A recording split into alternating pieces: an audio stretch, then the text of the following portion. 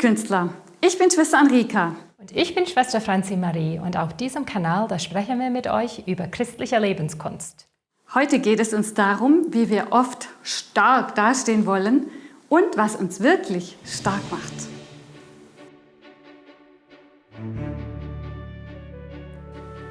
Hier in der Reichsburg gibt es einen Waffenraum und auch einen Rittersaal. Im Waffenraum stehen die Werkzeuge, die die Ritter benutzt haben, um sich und ihren König und sein Reich zu schützen und zu verteidigen. Ritter assoziieren wir sofort mit der Rüstung, von Kopf bis Fuß mit Eisen bedeckt, damit keiner an sie heran kann und sie verletzen kann. Wir fragen uns, welche Rüstung wollen wir anlegen oder welche sollten wir besser ablegen?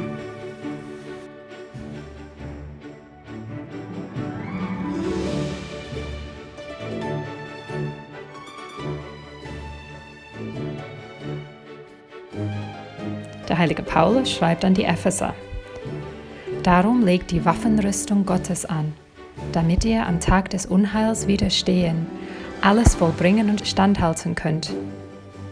Steht also da, eure Hüften umgürtet mit Wahrheit, angetan mit dem Brustpanzer der Gerechtigkeit, die Füße beschut mit der Bereitschaft für das Evangelium des Friedens. Vor allem greift zum Schild des Glaubens. Mit ihm könnt ihr alle feurigen Geschosse des Bösen auslöschen. Und nehmt den Helm des Heils und das Schwert des Geistes, das ist das Wort Gottes. Hört nicht auf zu beten und zu flehen. Also auch wir haben mit den Mächten der Finsternis zu kämpfen. Das spüren wir auch manchmal im eigenen Leben. Ja? Dafür brauchen wir ja auch die Rüstung, die Waffenrüstung Gottes. Aber wie können wir die anlegen? Zunächst müssen wir andere Rüstungen ablegen. Was heißt das? Seien wir ehrlich, wir leben in einer Welt, die uns einfach dazu erzieht, auch Rüstungen zu tragen. Das heißt, es ist eigentlich ein Schutzmechanismus für uns. Das, was wir um uns herum so schmieden, damit wir stark dastehen, damit wir nicht verletzt werden, damit wir gemocht und angenommen werden. Oder auch, damit wir Ansehen erlangen. Kennt ihr die verschiedenen Rüstungen? Es gibt zum Beispiel die Picture Perfect Instagram-Fotorüstung, die immer nur die besten Seiten von sich zeigen will und teilweise auch mit Filter versieht, damit es gut aussieht. Das heißt konkret, ich spiele mir und auch anderen immer wieder vor, Dinge, die der Wahrheit einfach nicht entsprechen. Ich zeige mein Leben in einem Licht, wie es eigentlich nicht in Wirklichkeit gibt. Dann gibt es die Ich habe immer Recht Rüstung, die immer einfach Recht haben will und dafür auch die anderen klein machen will. Und es gibt auch die Alle haben etwas gegen mich Rüstung. Das heißt, ich begebe mich immer wieder in die Opferrolle und suche immer Mitleid bei anderen. Vielleicht kennt ihr auch andere Rüstungen, die es so gibt. Ihr könnt uns gerne in den Kommentaren hier unten auch etwas dazu schreiben. Was habt ihr oder kennt ihr oder habt ihr aufgenommen von Rüstungen, die wir gerne so tragen? So tickt unsere Welt nun mal. Ihr könnt ja mal überlegen, wie das ist. Schon als Kind in der Familie lernen wir ja so gewisse Überlebensstrategien oder Lebensstrategien. Macht das, lasst das. Oder wie lernen wir uns auf ein Bewerbungsgespräch vorzubereiten? Ganz kompetent, keine Schwäche zeigen, ganz zuverlässig rüberkommen. Aber wenn unser Leben sich dann so vollzieht wie ein Dauerbewerbungsgespräch, dann geht uns irgendwann die Luft aus. Würdet ihr gern so eine Rüstung tragen? Überlegt mal, das ist doch extrem freiheitsberaubend.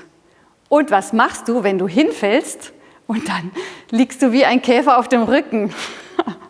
Und ja, was ich noch gravierender finde, das ist ja, wie soll man denn da wachsen? Das ist ja ein richtiger Panzer um uns rum. Also halten wir fest, die eigene, selbstgeschmiedete, schwere Rüstung wollen wir ablegen. Ja, und dann? Ohne Rüstung sind wir wohl ungeschützt, verletzbar und sind einfach allem Möglichen ausgesetzt. Und deswegen brauchen wir eine andere Rüstung, nämlich die Rüstung Gottes. Wie Paulus das nennt, die Hüften umgürtet mit der Wahrheit, die beides sieht. Das Schwache und auch das Starke in unserer Person und auch im anderen. Dann der Brustpanzer der Gerechtigkeit. die sich selber und auch jedem anderen so sieht und behandelt als das, was sie oder er ist, ein geliebtes Gotteskind. Und dann noch die Schuhe der Bereitschaft für das Evangelium des Friedens. Die frohe Botschaft des Friedens verkünden, das heißt auch ab und zu mal, mich auf die Zunge zu beißen, mal meinen Ärger zu unterdrücken und manch ein kleiner Fehler des anderen großzügig einfach zu übersehen. So können wir eine Kettenreaktion in Gang setzen. Wir legen unsere Rüstung ab und wir ermutigen auch die anderen, ihre Rüstung abzulegen, durch einen wertschätzenden Umgang miteinander. Und wir ermutigen sie, dass auch sie keine Angst zu haben brauchen, ihr wahres Gesicht zu zeigen. So heißt es im Psalm 34, die auf ihn blickten, werden strahlen, nie soll ihr Angesicht vor Scham erröten. Da rief ein Armer und der Herr erhörte ihn und half ihm aus all seinen Nöten. Das können wir auch auf uns beziehen.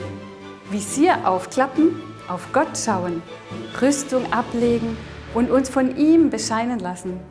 So werden wir vor Glück strahlen und brauchen uns nicht schämen, wenn wir mal daneben tappen. Hausaufgabe für den Rittersaal. Wie sieht meine persönliche Rüstung aus? In welchen Situationen merke ich, dass ich stark dastehen will, dass ich anderen etwas vormache, dass ich mich so zeige, wie ich eigentlich gar nicht bin? Und durch welchen kleinen Schritt kann ich beginnen, diese Rüstung abzulegen? Soweit für heute. Bis zum nächsten Mal.